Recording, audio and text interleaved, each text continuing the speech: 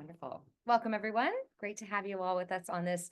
Well, in Rome, it's a very hot day today. And I know that in parts of the US, it's also a little steamy. So I hope you guys are all staying cool and staying healthy. We are really, really excited to be continuing today our sustainable finance series. We all know that money lives somewhere, but where it lives and what it's doing when it's not coming out of our wallets and buying gelato is something that I don't think a lot of us understand. So it's really exciting to be delving into this world of investments and banking, and also all of the really cool and exciting, innovative opportunities that are coming up when it comes to supporting carbon sustainability through finance, through various opportunities and employment benefits, and all kinds of cool things, which we're going to hear a little bit more about today.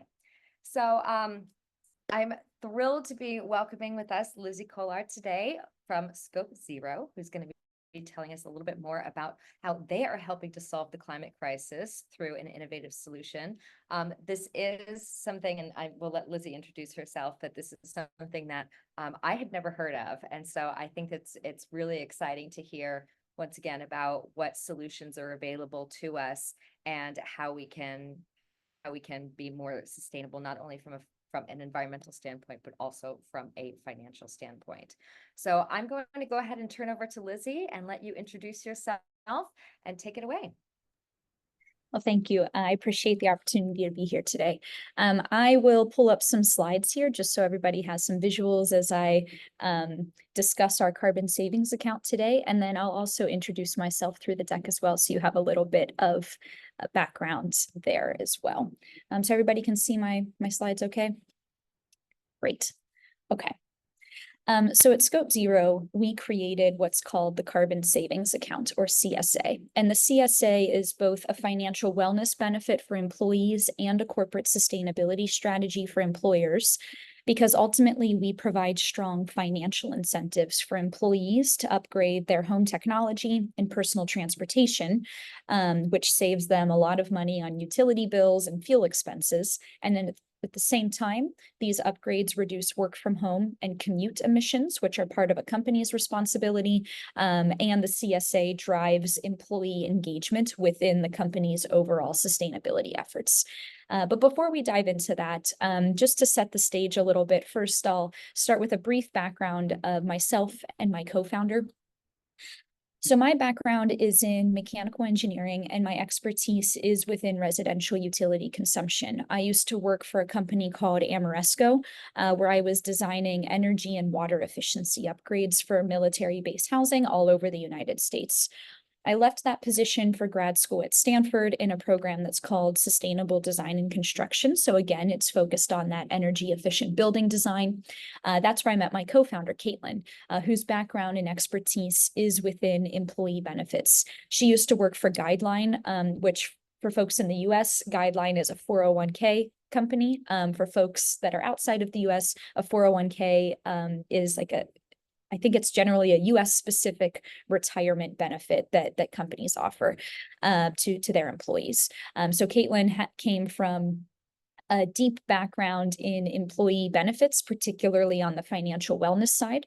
So when the two of us came up with the idea for the carbon savings account, that idea was truly grounded in our expertise in employee benefits, residential utilities, and corporate sustainability, and how these areas can intersect to create significant impact, both financially and environmentally. And just to shed a little bit more light on the inspiration for the idea for the carbon savings account, I really think of this inspiration over 3 different periods of my life. So the first period was my childhood. I grew up in the state of West Virginia. It's a beautiful state, but its main industry is coal. And it's consistently ranked in the top 3 poorest states in the United States. So it makes for a bit of an ironic place to live because you're surrounded by community members that are risking their health to power the region. But at the same time, these folks are largely part of the 1/3 of Americans that can't afford their utility bills, let alone the efficiency upgrades that would make those bills affordable. I was fortunate enough to go to school, study engineering, and when I was designing those energy and water efficiency upgrades for military base housing, I was able to put numbers to how unaffordable and inaccessible home tech upgrades are, not just for people in West Virginia, but for most homes across the United States. And just within the United States, there are 130 million homes, and there is so much potential for financial and environmental savings with just simple home upgrades. But historically, this has been a very difficult space to scale these upgrades because there are so many homes and every home is in a different climate. Everybody uses their homes differently. Everybody has different technology within their home. In a way, the residential sector has been very difficult to address these efficiency and electrification issues. Fortunately, during my time in grad school, I was doing some side work with a recently retired VP of sustainability at Nike, who was trying to get all of Nike employees to electrify their homes. So this got me thinking about how can we go through a company or an organization as a channel to aggregate a lot of these fragmented pieces associated with residential efficiency upgrades and make that residential upgrade process a lot easier for folks in a way that aligns incentives for both individuals and organizations, both financially and environmentally. So as you'll see here in a minute, we were able to tie all of these pieces together into the simple framework that is the carbon savings account. But before I dive into the framework, a couple other things that I want to mention as the foundation for the conversation here. So just to give you an idea of how much potential exists for savings with home tech upgrades, I like to ask one question that can really put this into perspective. So one of my favorite questions to ask is, how much water do you think that the average person in the United States uses just for indoor water use just at home in one day? And I'm going to be using gallons here, but I'll translate to liters at the end as well. So the most common guess I hear for the answer here is in between 10 to 12 gallons, which would be like 40 to 50 liters of water per person per day. Well, let's break it down. So here are the 5 main devices at home that consume water. The average shower head in the United States uses 2 gallons per minute, which is about 8 liters per minute. So if you take an 8-minute shower, that's already 16 gallons of water right there. You can multiply that by 4 to get it in liters. Your sink faucet is another 10 gallons per person per day, toilets another 13 gallons, washing machines and dishwashers clocking in at another 11 gallons. This all totals to about 50 gallons per person per day, 200 liters per person per day, which totals up to over 18,000 gallons of water per person per year, just for indoor water use, just at home. And the craziest thing is that just with simple efficiency upgrades, so a low flow shower head, a dual flush toilet, an Energy Star, or an energy efficient washing machine, you can cut this number in half, no problem. And the same potential exists for your energy consuming devices at home as well. And this is true just because, oftentimes we have outdated technology, or maybe when we purchased that new refrigerator 5 years ago, we didn't buy the most efficient model on the market at that point. So there's just so much room for savings here. So I think this is helpful in understanding the savings at an individual level. I also want to highlight some of the trends we're seeing on more of this macro level, particularly when it comes to employees and employers and the relationship that they share at work. So on the employee side, since COVID, we've seen a massive increase in hybrid and remote work. This increases your utility bills because you're at home more often, you're using your devices more than you would if you were going into an office. Utility rates have also started to spike. This particularly started, or a good example of this was when natural gas prices skyrocketed when the war in Ukraine began. There are also tighter household budgets post-pandemic, especially with inflation. So these are some of the trends we're seeing on the individual side, financially speaking. On the environmental side, individuals are also starting to care about what can I do to live the most sustainable life that I can, and how can I play my part to contributing to a healthy climate. And I want to work for a company that is demonstrating that commitment as well. So individuals demanding this commitment from their employers or organizations is fueling a lot of trends that we're seeing on the employer side of things. So it's already something like 75% of Fortune 500 companies have these aggressive climate goals. And they need to effectively be using their budget to be able to meet their net zero goals and pulling every lever that they can. In parallel to all the work they're doing on their net zero goals, a constant, topic that is top of mind for companies is, how do I keep my employees engaged? How do I attract good talent and retain good talent? And how do I do all of this in a way that is affordable to the company? So I think all of these pieces are a great foundation. Let's finally get into what the carbon savings account is and how it ties all of these pieces together. So with the carbon savings account, again, it's an employee benefit and a corporate sustainability strategy. The carbon savings account, we use a simple and familiar employee benefit framework where you have the employee and the employer both contributing funds to the account. Then the employee uses that money for eligible home technology and personal transportation upgrades that reduce their utility bills, their fuel expenses, and their carbon footprint. Particularly for folks in the United States, if you are familiar with a 401k retirement benefit or with a health savings account, HSA, healthcare benefit, the CSA uses a very similar framework to that. So it's quite familiar to employees, and they understand the concept of having an individual bank account under their name that their company will contribute to as a benefit to the employee. We have a comprehensive list of what these eligible upgrades entail. It's everything from energy efficient refrigerators to LEDs, a low flow shower head, a smart thermostat, a new cooling system, insulation. These first four categories we refer to as the efficiency upgrades. You could also use your CSA for energy upgrades like home solar and storage, or transportation upgrades like electric vehicles, commuter bikes, public transit. Just with these first four efficiency categories, the average US home can cut their utility bills in half. If the average US home took advantage of all CSA eligible upgrades, they'd be able to save over $5,000 per year.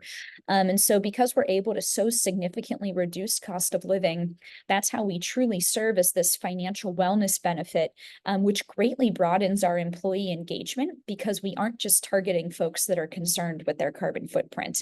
We make it tangible. We provide these immediate, long-lasting financial savings that can improve the overall financial health of that person's home. And so in addition to serving as this equitable and progressive financial wellness tool, we're also a corporate sustainability strategy, because our platform measures all of the financial and environmental savings associated with the upgrades. And those metrics are then fed into a company's sustainability reporting or branding. And there's a lot of overlap here, because home tech upgrades reduce work from home emissions and transportation upgrades reduce commute emissions, both of which are part of a company's overall footprint. So the CSA is able to serve as two birds, one stone, in a simple framework that provides positive benefits to both the employee and the employer. Just to shed a little bit more light on the tool itself, here's a more comprehensive list of what our eligible upgrades entail. So, everything from energy efficient washing machines to water devices, all the way down to transportation. I'll touch on this in the next slide. but, you know, both renters and homeowners benefit significantly from the CSA. And all of the devices that have a star next to them are devices that are commonly accessible to renters. But of course, we've seen renters, it really just depends on the relationship with your landlord. So we've seen renters do refrigerators or dishwashers or smart irrigation systems. But we have renter specific guides to help folks navigate these upgrades in a way that can provide those significant savings for folks. And just to shed a little bit more light on how renters can benefit. So I mentioned, you know, the average home in the US can save up to $5,000 per year. The average renter can still save over $3,000 per year.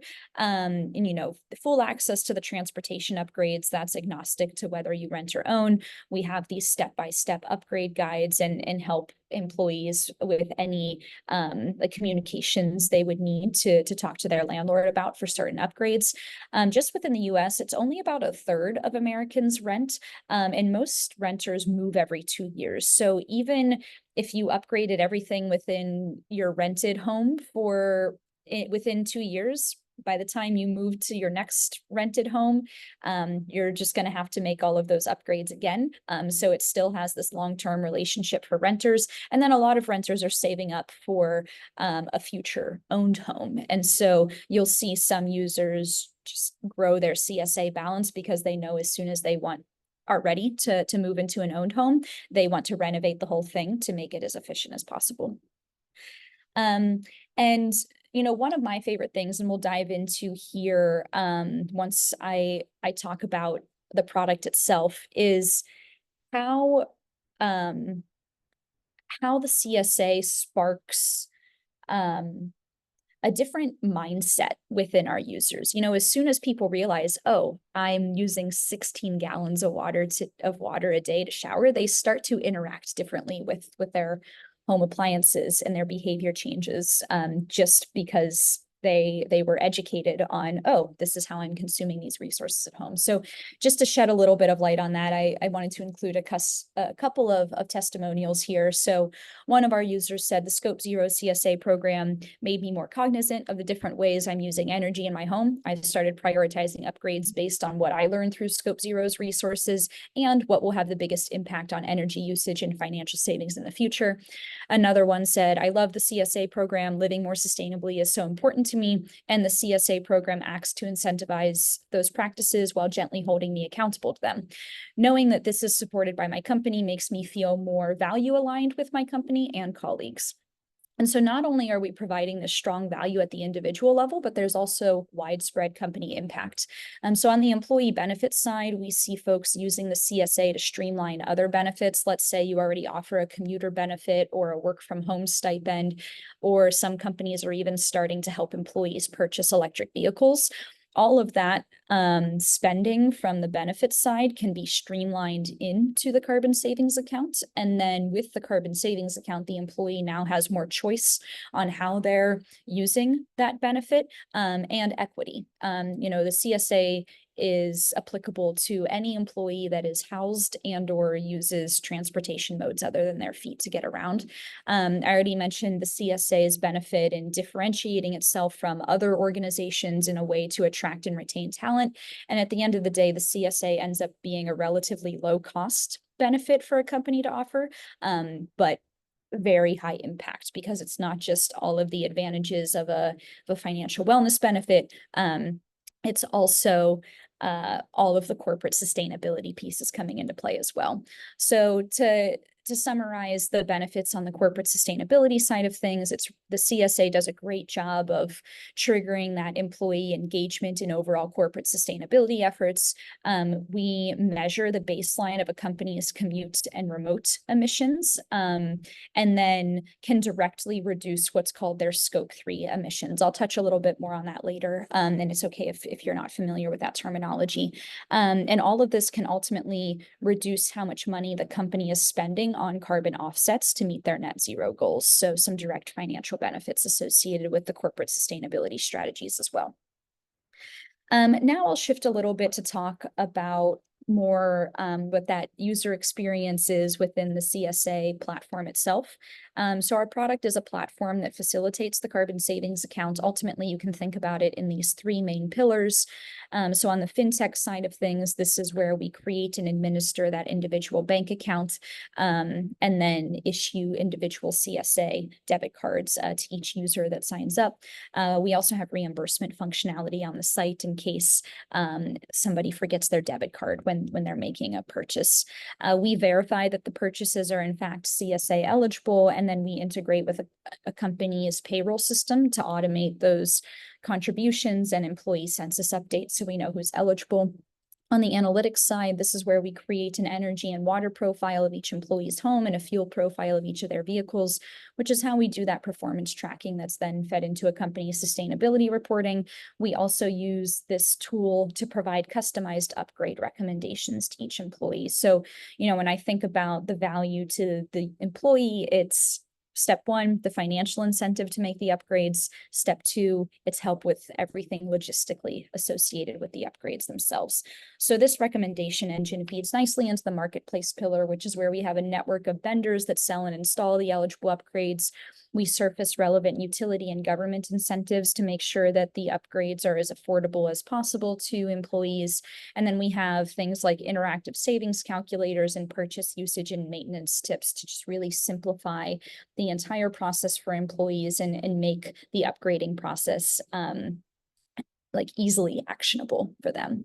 And just to give you an example of what this all looks like, this is what the employee dashboard might look like if you've made a few upgrades. So you can see your account balance at the top, a handful of recommended upgrades based on your profile, your lifetime financial and environmental savings from CSA upgrades. The rest of the features I mentioned can just be easily found through this left navigation bar. And then similarly, a dashboard built out for employer admins as well. So you can see company-wide financial and environmental savings and a breakdown of the enrollment and participation statistics.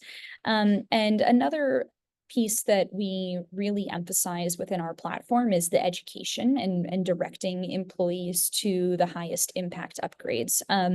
So just to shed a little bit more light on how the average home, at least in the US, consumes. Here's a breakdown of energy use for the average home within the US. Of course, this is going to be different if you're in like a very hot climate or a very cold climate, or if you're in a bigger home or a smaller home. But in general, the biggest culprits for energy consumption is anything that's associated with heating. So space heating, water heating, dryers are a pretty big one in this appliance chunk of the pie here. But electronics, cooling, and lighting are all pretty significant. I think one of the most fascinating things about this pie chart is that all appliances for the average US home only account for about 12% of energy usage. So, when you think about home devices and what's using the most energy, a lot of people might say the refrigerator or the washing machine, for example. But this 12% includes refrigerators, washing machines, dryers, cooking appliances, and dishwashers all in one. And the reason for that is you're not using your appliances every second of the day, whereas usually your heating and cooling systems and your water heating systems will be working most of the day in the background. And then similarly for typical water use within a home, the biggest culprits are going to be those toilets, showers, and sinks. About 12% of all water consumption is from leaks within the home itself. So, a lot of our education is around, okay, this is how you can identify leaks within certain CSA devices. So it's not just how do you purchase the best device, how do you use it in the most effective way, and then how do you maintain it as well. So this is just to show an example of some of the high-level educational resources that we provide through the platform. And now I'd just like to share some metrics that we see with real employees that are using the carbon savings account. So I'll highlight some from one of our recent Fortune 100 launches with New York Life. So we hit their maximum enrollment within the first 10 days, and just 3 months into that launch, it was about 85% of these enrollees had used their CSA funds to make significant upgrades in their home. One piece that I wasn't expecting but was very exciting is that for every dollar New York Life was contributing towards CSA upgrades, employees were spending about 4 times that. And this was cool because the CSA proves to be this leverage tool that unlocks this proactive climate positive spend. And employees definitely approach the CSA as like, oh, this can be a discount on that more expensive, more efficient item that's going to be better for my finances from day one. And then my favorite part about the CSA is how equitable it is in being able to meet every employee where they are with their personal home and transportation setup. Just with New York Life, you know, a lot of their employees live in New York and New Jersey, but we had users in 25 different states. It was red states, blue states, urban and rural settings. The age range was, you know, young 20s to young 60s, and a great mix of renters and homeowners as well. And not only are we seeing diversity in the participants, but also in what they are purchasing. So here's a snapshot of the first 100 purchases that were made at New York Life. And just within the first 100 purchases, we hit every single eligible home tech upgrade except for a water heater. So again, showing how the CSA can meet you where you are with your current needs. And then translating these into savings. And again, this is just the first 100 purchases. So just within 100 purchases, saving over 7,000 US dollars per year in utility bills, about 78,000 gallons of water. All of this is the environmental equivalent of removing about 3 homes from the grid or 5 cars from the road. And in the US, the average car drives about 13,000 miles per year. I don't know what that is in kilometers per year, but it's quite significant. And, you know, just to take a step back to look at how significant something like a carbon savings account can be at a company-wide level. I'd actually like to share a little bit about the inspiration for what our company name means. And so what does Scope Zero mean?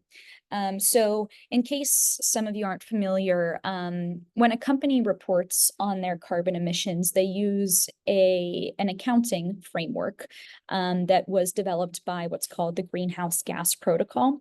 And carbon accounting is very similar to financial accounting. You know, in financial accounting, a dollar is a dollar, but it's helpful to separate those dollars into different categories so you know how you're spending. So maybe you have your capital spending or your operational spending or your G&A spending. It's the same concept with carbon accounting, but there are 3 main categories, and they're called Scope 1, Scope 2, and Scope 3. So Scope 1 emissions, they are direct emissions. So this Scope 1 emissions come from any fossil fuel that is burned on site at the company. So let's say you're a restaurant and you have a natural gas powered stove. You are burning that natural gas in that restaurant. And so any of the emissions from that stove are Scope 1 emissions.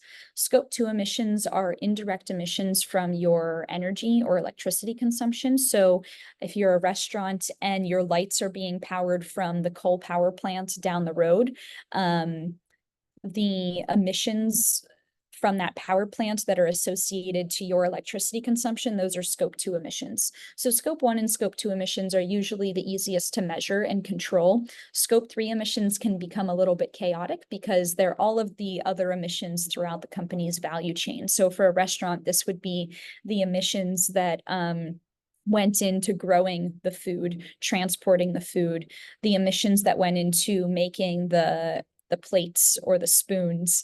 It's also the environmental impact of how like to-go containers are disposed of. And so Scope 3 can be quite expansive. Scope 3 also includes employee work from home and commute. So especially with the shift to work from home, there's becoming a lot of overlap with personal emissions of the employee and Scope 3 work from home and commute emissions. And so what I'm about to say is nothing formal. It's just a clever play on words, but we define Scope 0 as the emissions of employees' personal lives. And as I mentioned, because of this big shift to work from home, there is so much overlap now with scope 0, what we call scope 0 emissions, and true scope 3 emissions. So we did a simple back of the napkin calculation with Nike, and we found that their scope 0 emissions, so we only included personal utilities and personal transportation, nothing else, but their scope 0 emissions are more than 10 times scope 1 and 2 combined, and on the same order of magnitude as scope 3. Arguably, a lot easier to address than other scope 3 emissions throughout their value chain. And by addressing the scope 0, scope 3 emissions, that overlap of scope 0 and scope 3, not only are they significantly addressing scope 3 emissions, but they're also providing this immediate long-lasting financial wellness to their employees. So just to give I think this is a helpful example to just show how much impact potential exists here. And to take it even a step back from a higher level, and to summarize a lot of the pieces that I've talked through already. Just within the United States, and just as an employee benefit, the carbon savings account could save over $300 billion per year in annual utility bills and fuel expenses. And this would be the environmental equivalent of removing about 125 million cars from the road. I think the three main pieces here is that the CSA ends up being this very low cost, high impact solution that aligns incentives for individuals and organizations, both financially and environmentally.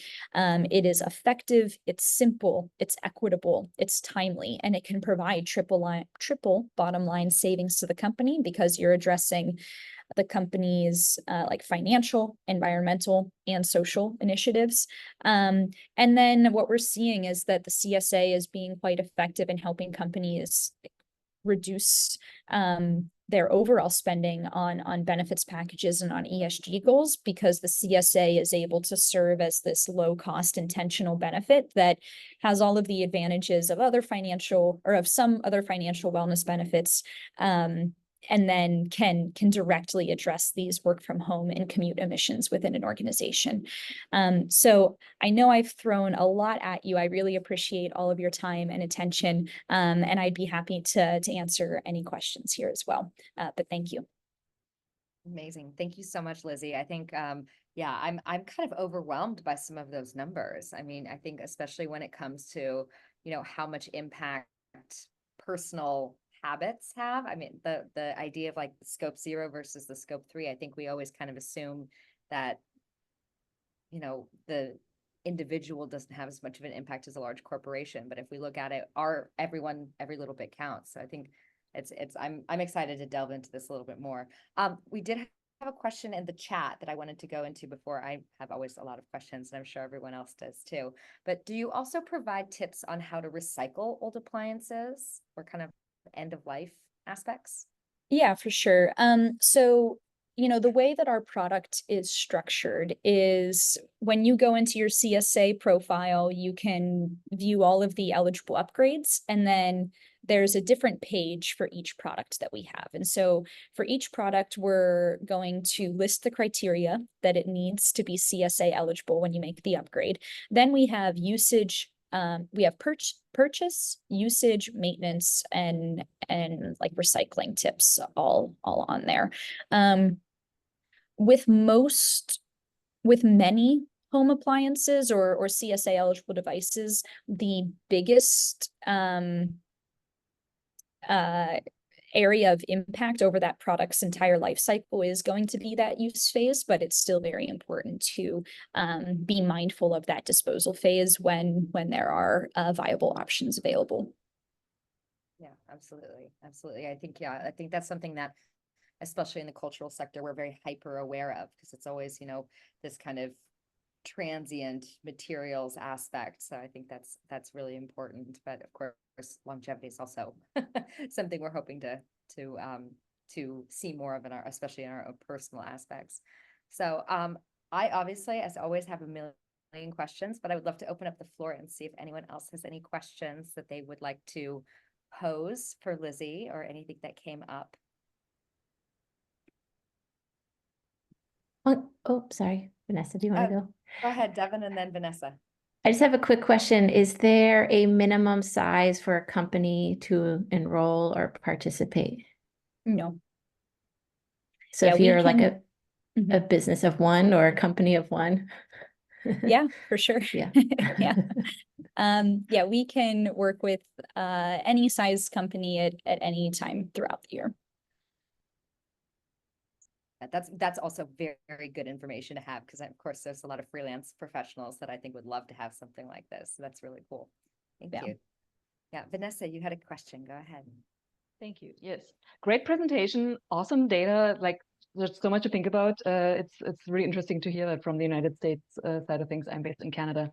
I have more of a conceptual question around the whole thing. It's just like imagining a company like Nike providing funds for employees to go upgrade their own shower heads, for example. Wouldn't it be cheaper for Nike to buy a whole shipment of shower heads, ask everybody to bring in their old shower head that's clearly not low flow, and kind of like exchange it for the new one, and Nike takes care of like the recycling end of life sort of thing? Those kinds of things. It's like, wouldn't that be more efficient for everybody and also make it way easier for employees to do that rather than go to the hardware store after hours and, you know, do it themselves?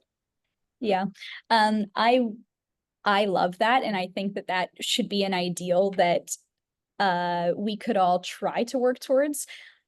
Here are some thoughts that come to mind with why maybe the carbon savings account could, you know, some advantages that the carbon savings account provides versus a solution like that. So it's interesting that you use shower heads as an example. So firstly, there are some CSA eligible devices that that like aesthetics matter, and then some of them don't matter as much. Like most people don't care what their water heater looks like.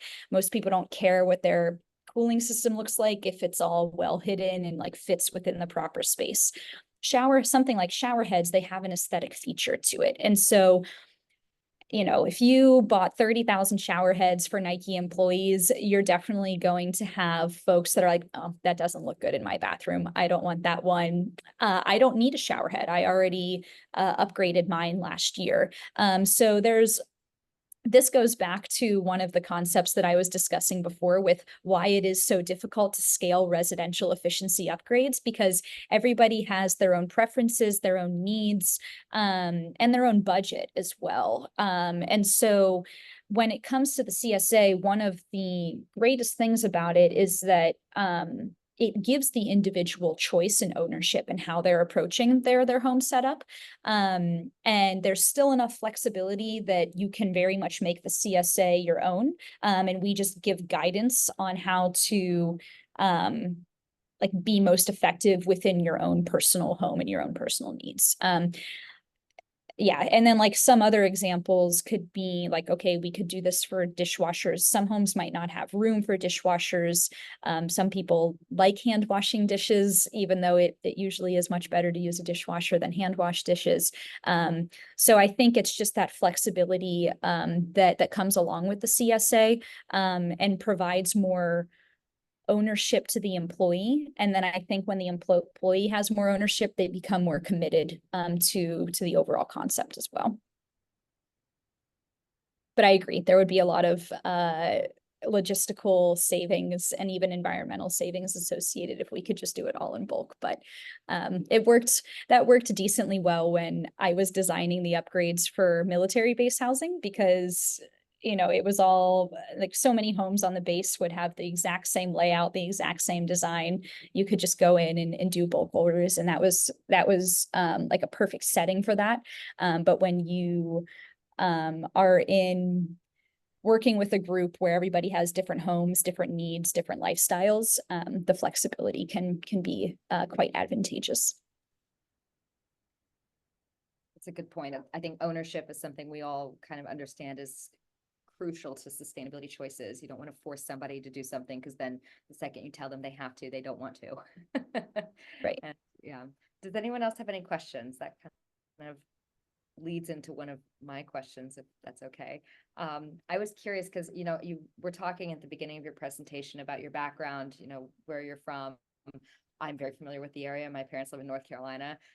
It can be really challenging to have conversations about energy efficiency, like, you know, what I do, and I'm kind of trying to explain it to people and they, you know, not interested. So I'd love to hear a little bit more about how you've seen the discussion happen with around like success for energy efficiency with people who are maybe climate deniers or are not necessarily interested in the sustainability aspect, how you guys have handled that, approached it. Just a little bit more insight into that would be really interesting to hear. Yeah, for sure. You know, I think that's maybe one of the most brilliant things about the CSA is that you don't have to care about the climate at all to want to use it, because we heavily emphasize the financial savings. A little bit of a tangent here, but it's definitely related to that question. And it's I'll share a little bit of another project that I worked on when I was very bored during COVID. So when COVID hit, you know, I'm obviously very interested in personal sustainability and home technology. And then my brother is a phenomenal audio engineer, musician. And when COVID hit, we both moved back to West Virginia. We're living in our parents' basements. And I had an idea for a cheesy podcast called It All Adds Up. So we put together a podcast that it's about 50 different episodes, and it's secretly a sustainability podcast, but we don't talk about sustainability at all during the entire 50 episodes. We only talk about money. And so every episode focuses on a different everyday item that you can upgrade, modify, or use differently to save money, and that's it. But secretly, the only reason you're saving money is that you're using less energy, water, or resources. So this was before I started working on the carbon savings account, and our entire first season was on devices that impact your utility bills. So our first episode was 5 minutes about how much money you spend to flush your toilet. And then the second episode was about power strips. The third was about light bulbs. And all the research that I had to put together for that podcast in a way served as the foundation for a lot of what we're doing with the carbon savings account. So our first season was on utility bills. Our second season was about food. Third was transportation. Fourth season was places that you frequent, like restaurants or the gym or sporting events. The fifth season was miscellaneous items. So everything from electronics to eyewear to pets to furniture. And then the sixth season was like, the last 5 episodes were just takeaways. Okay, what were some common trends that we saw in the first 45 episodes? And the reason I bring that up is that probably the best thing that happened for me out of that podcast was finding a way to communicate very important behavior changes and ways of thinking about consumption in a way that is relatable to anybody, because you're boiling it down to dollars and cents, and that is a common language. And who doesn't want to cut out unnecessary, wasteful spending from their life when they have the opportunity to do that? And so we actually take a lot of inspiration from how we structured the communications and the mindset from that podcast, and in how we communicate with our employee users. So of course, you know, while we emphasize the financial savings, that's the website. So as we emphasize financial savings, you're obviously still going to get folks that sign up that understand like this is cool because it's finance and it's environment. And for the folks that want to dive deeper into the environmental side of things, you know, we have those resources available, but it's not something that we display front and center per se. I think that's so brilliant. And this is something we've talked a lot about in our community is, you know, finding people's button, like what is their entry point? How can you approach them? What are they going to be responsive to? And I think, you know, so often because we are also passionate about environment, it's like, it's almost difficult to fathom that maybe somebody isn't as passionate about it. But as you said, currency is currency. It's an international language. And the second you start talking about savings, dollars and cents, it's, you're no longer talking about a political agenda. You're no longer talking about something that is, me forcing this on you or whatever it is. So I think that's really brilliant. And have you noticed anything? Because you guys do a lot of educational components. So have you noticed anything in terms of that type of narrative in the educational aspect, or is the educational aspect just mostly online? Yeah, I mean, well, the first thing that comes to mind with that question, and let me know if you want me to take it a different direction here, but a very common piece of feedback that we get from our employee users is, and one of my favorite pieces of feedback is them talking about how differently they approach their daily lives in their home now that they've just been exposed to the content that's on our platform. Like, oh, I didn't realize that I was leaving the lights on so much before. I didn't realize that my shower was using this much water. So now I'm more mindful. I take colder showers, things like that. And then a second piece of feedback that we get is like, okay, I used up my employer contribution towards CSA upgrades this year, but I'm still going to make like XYZ upgrades on my own out of my own pocket because I didn't realize that this was such low-hanging fruit, or this would be so impactful before I was a part of the CSA program. So, I think the cool thing about the CSA is that, yes, we can measure the metrics that we know people have performed. Like, okay, we know you upgraded to a new washing machine, but I think our impact has been even higher than that because people are interacting differently on a daily basis. They're changing their behavior because they're aware now. And they're upgrading certain devices that maybe they're not even logging in their profile. So I think that those pieces of feedback have been quite exciting for us on that overall impact perspective. Absolutely. It's very cool. Yeah, it's just exciting to see driving behavior change in a way that feels very organic and feels very useful to people, not like forcing people or trying to steer them in a certain direction, but just like, we're here to actually support you. And then that drives the awareness. So I think that's a really refreshing approach. So thank you for that. Does anyone else have, you guys know me, I can talk all day, but does anyone else have any questions? I'd love to hear if there are any other comments, feedback, questions. Lizzie. Yeah, please, Vanessa, go ahead. Nobody else has a question? I'll go for it.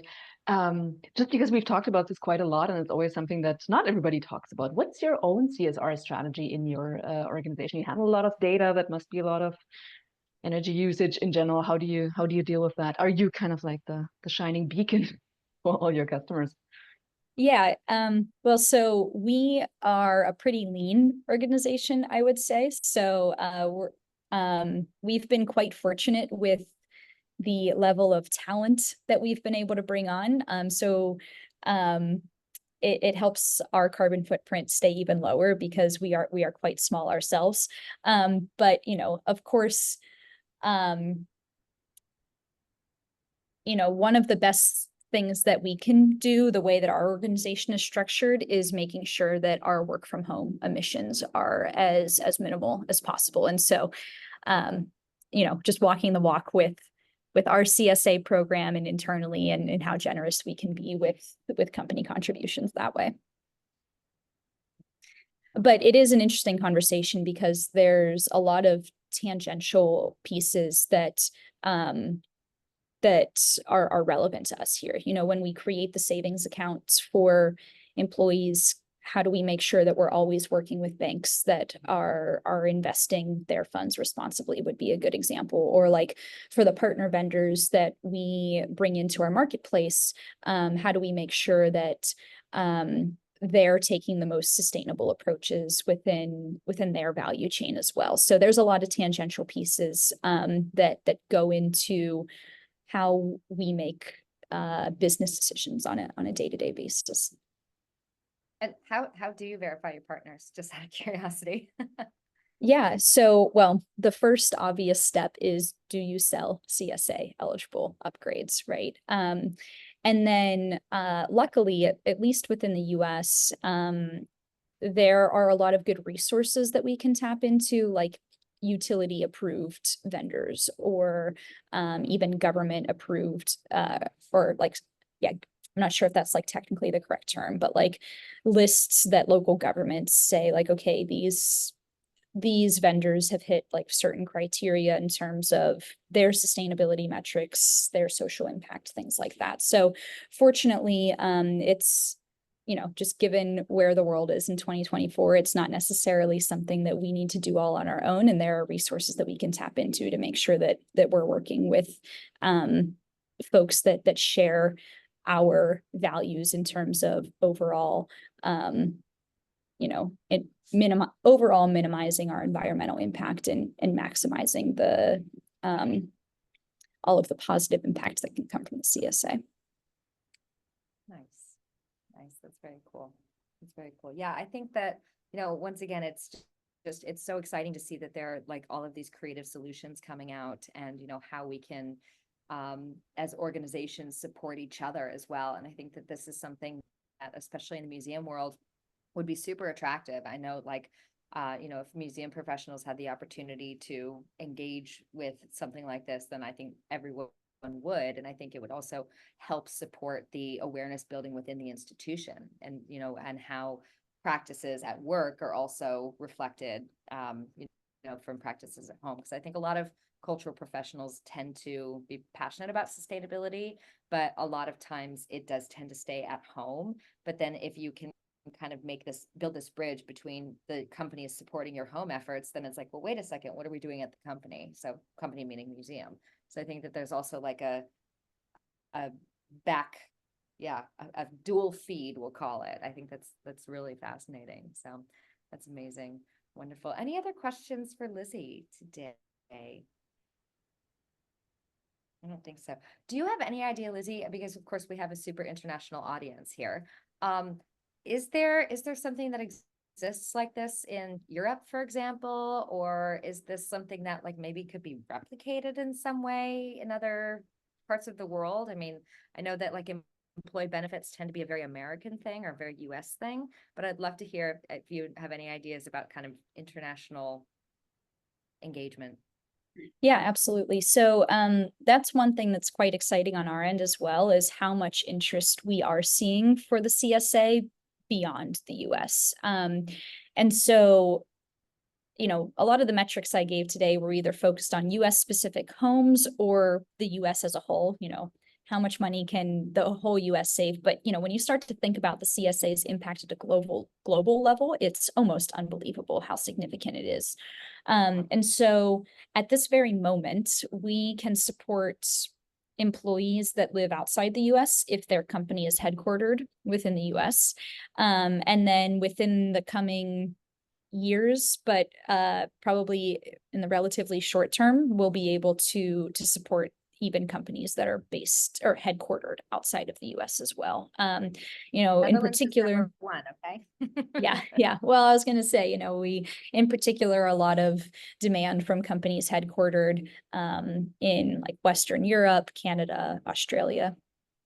Yeah, absolutely. Well, you call me the second that you guys are available in Amsterdam. Perfect. Yeah, that's fantastic.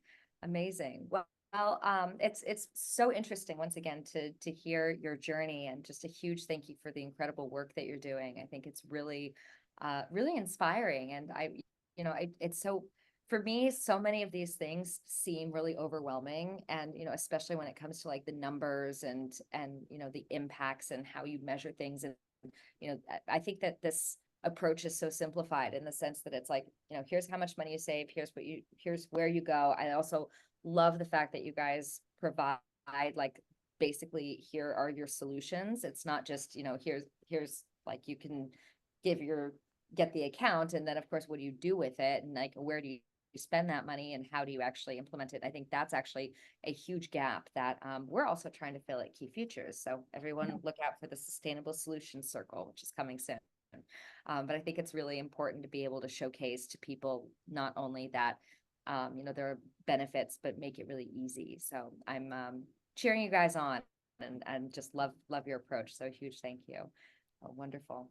All right, fabulous. Well, it's so great to see everybody. Thank you all so much for joining us today. I hope that you enjoyed this as much as I did. It's always really exciting to have a guest lecture today, and especially someone as brilliant as Lizzie. So a huge thank you for your time today, and we'll be in touch. I'm going to be sending you an email tomorrow about some future collaboration opportunities. So looking forward to continuing discussions. And for all of our Key Futures members who are enrolled in the coaching, we have our CCM next week, where we will be talking about our supporting our green teams and getting more staff engagement. So hopefully we'll see you guys there. And for everyone who is not part of Key Futures, please do let us know if you'd be interested in joining our community and engaging with more conversations like this. So a huge thank you to everyone. I'll give you all back 3 minutes of your life and enjoy the rest of your day. Hopefully it's a little bit cooler there than it is here, but looking forward to continuing conversations and continuing collaborations. So have a lovely Tuesday, everyone. We'll talk soon. Thank you. Thanks, everyone.